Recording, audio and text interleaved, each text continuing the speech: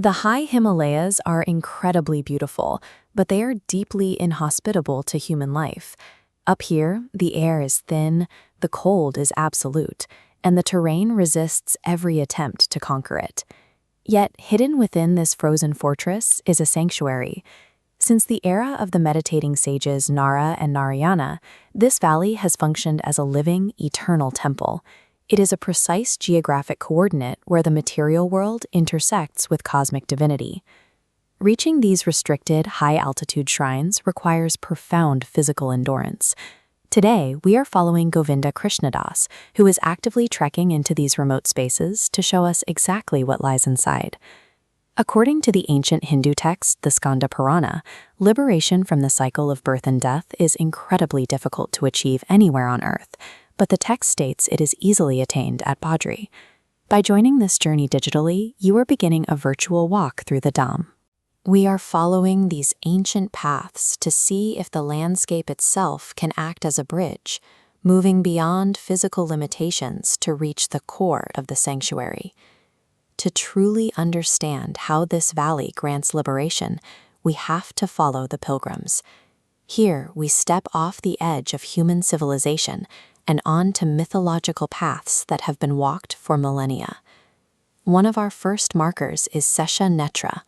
This massive stone bears an eye-like impression, believed to be the cosmic eye of Ananta Sesha, Lord Vishnu's eternal serpent, keeping endless watch over the valley and everyone who enters it. Moving deeper into the landscape, we find this rushing turquoise water cutting through the rocky gorge of the Alaknanda River. Right on these banks sits a flat rock platform called Brahma Kapal. This is the ultimate destination for ancestral rites. To understand why this rock matters, we have to look at the Puranas. The texts describe Lord Shiva carrying a severe cosmic sin, specifically severing Lord Brahma's fifth head. The skull fused to Shiva's hand as a physical manifestation of that sin. It was only when Shiva reached this exact spot in Badrikashrama that the skull finally detached, falling onto the rocks and granting him release. Because of that singular event, the ground here holds immense scriptural weight. The texts record that performing pindan, the ritual offering to one's ancestors, at this specific boulder yields 8 times the spiritual merit of performing it at Gaya, the primary pilgrimage site for these rites. Performing pindan at Brahma Kapal functions as a finality. It permanently neutralizes generational karma, settling the ancestral debt of the family once and for all.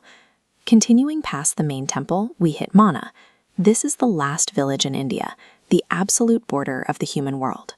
It's also where the Saraswati River violently bursts from the rocks, but you can only witness her origin. A short distance after the river appears, the Saraswati disappears entirely underground, a mythological vanishing act that leaves behind a rushing echo in the valley. Tucked into the mountainside here is Vyas Gufa. Ascending even higher into the glacial zones, we reach Satopanth Lake.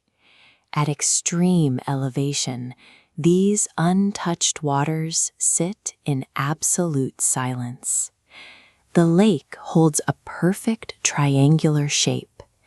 According to tradition, the cosmic trinity, Brahma, Vishnu, and Shiva, descend to these specific corners every Ekadashi, the 11th lunar day of the fortnight, to bathe in its waters. From the composition of the Vedas in a cave to the bathing site of the cosmic trinity, Badrinath serves as a physical, geographic anchor for divine knowledge and presence. Moving back down toward the center of the valley, the concentration of sacred sites becomes incredibly dense. Everything immediately surrounding the main temple has a specific spiritual function. First, pilgrims enter Tapta Kund. These naturally boiling thermal springs act as a physical cleanse. The intense heat of the water strips away impurities, preparing the body to enter the temple. High on a nearby rock face sits Charan Paduka, a distinct physical depression in the stone. Devotees recognize this as the literal footprint left by Lord Vishnu when he first stepped down onto the mountain. And right by the river is Narad Kund, a freezing, swirling eddy in the Alaknanda. It was exactly here that the philosopher Adi Shankaracharya plunged into the icy waters to recover the glowing black shalagrama stone. the very idol of Badrinārayaṇa worshipped today.